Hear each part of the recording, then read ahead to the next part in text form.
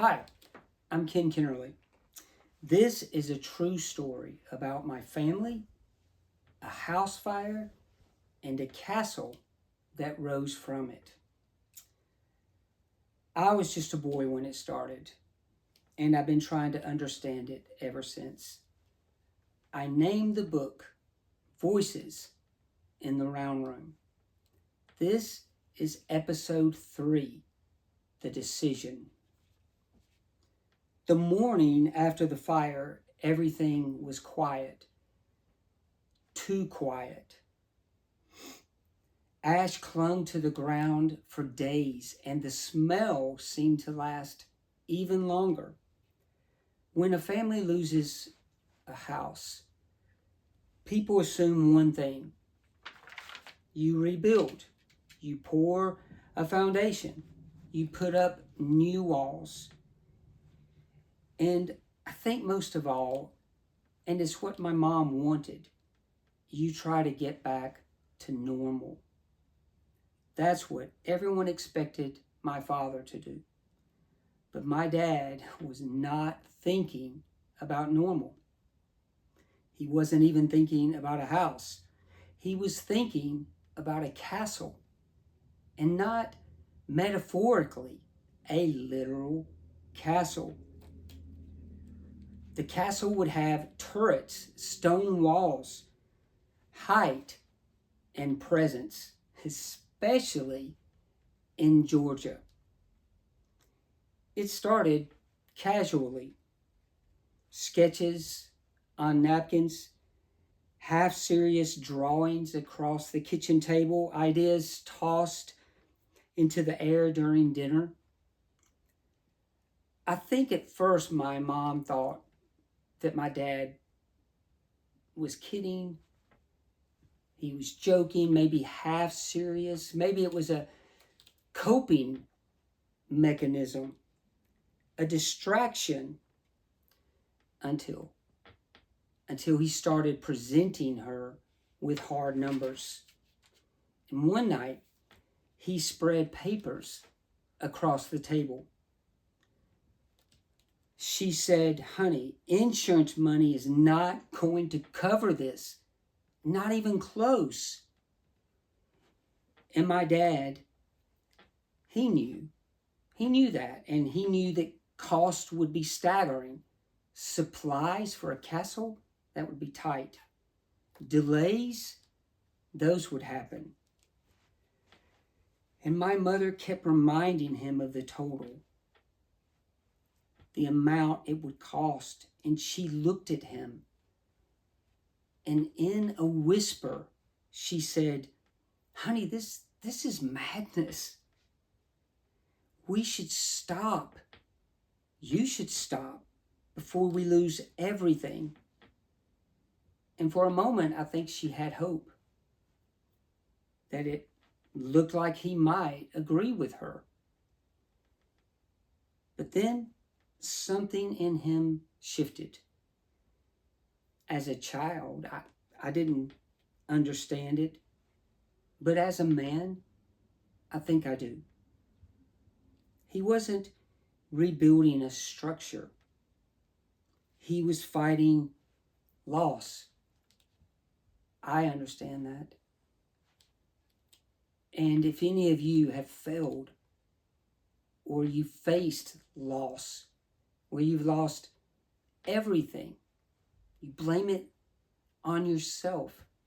I think that my dad did too. And I think he was thinking, I'm not going to lose twice. So the money, that was a problem because they didn't have it. He worked for some of our family at the time. He worked in construction, real estate, land, making deals. He believed he was owed money and he wasn't being paid for it. And one excuse led to the other. So he made the decision to take matters into his own hand, and he came up with a plan. It was risky at the time. Even working for family, it was a risky plan. Strategic, full of obfuscation, subterfuge, but my dad did it. So this is what he did. He rented myriads of dump trucks. And I could just picture them rolling into the active construction yard where workers were coming and going and business was taking place. And he gave them an order, and they started filling those dump trucks. And filling them they did with stone, timber, anything that they could carry. $70,000 worth. Now, $70,000, I mean, it's a lot of money to me today, but can you imagine in the 60s? That amount was staggering. And they loaded each and every one. No one was going to question my dad. I mean, he was family, vice president.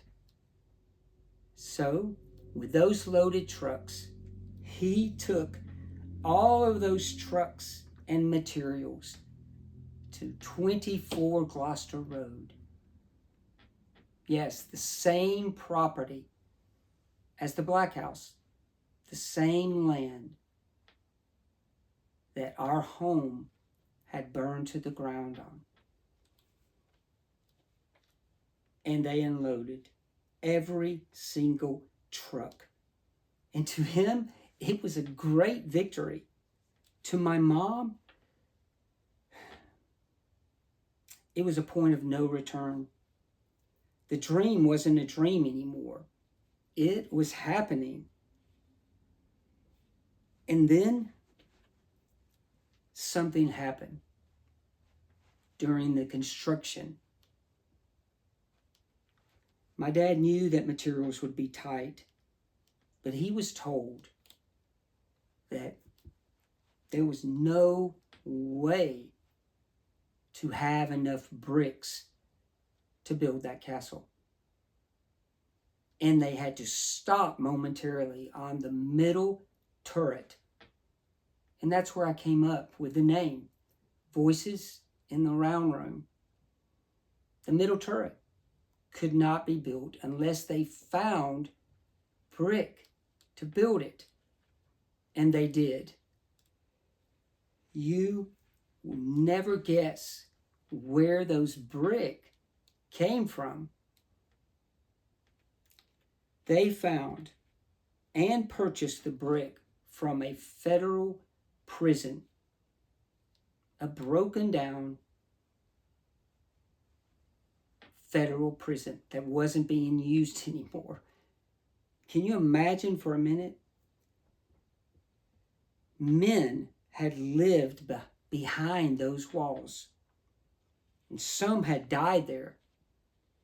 Those bricks carried history, and that history, those long ago ghosts, the stories, some of them horrendous, some of the crimes that happened there behind those walls, those bricks were going to be taken and put into our home. What did my mom think?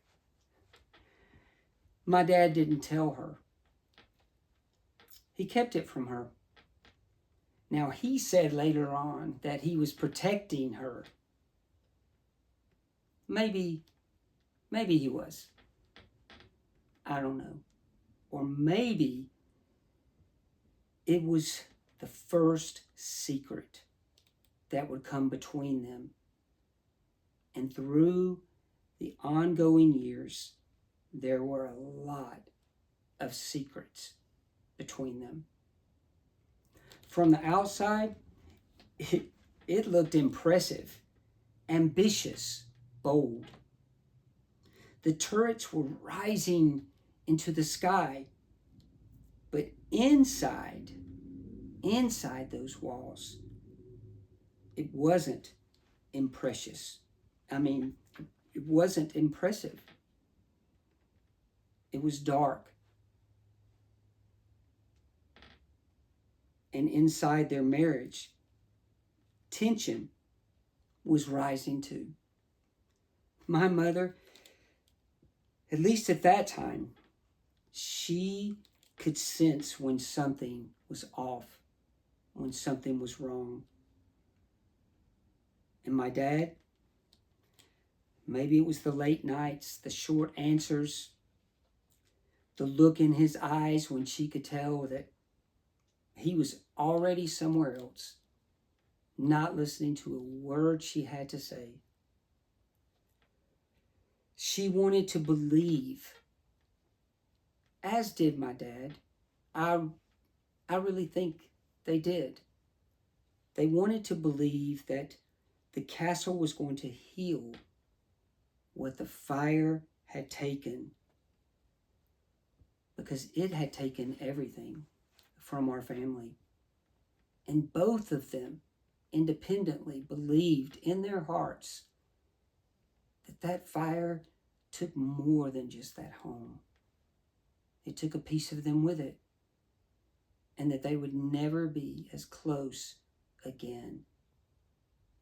But they were trying, believing, having faith that this castle, this amazing thing being built, would somehow rekindle what they had lost. But maybe their faith was in the wrong thing. Every day, that castle grew taller. It did. Those 3 turrets shooting to the sky, but it also grew heavier. What began as recovery was turning into something else. And once the foundation was poured, once those materials were taken, the construction started, there was no going back. Our next episode, episode 4, I will be telling everyone what it felt to walk through the castle when it was still unfinished. Stone walls rising out of the ground, scaffolding was everywhere, and a feeling that none of us could quite explain, because the first signs of something that wasn't right was arising, and we knew that it wasn't coming just from the castle itself. It was coming long before the walls were finished. If this story resonates with you, consider subscribing and following along, because there's so much more to come.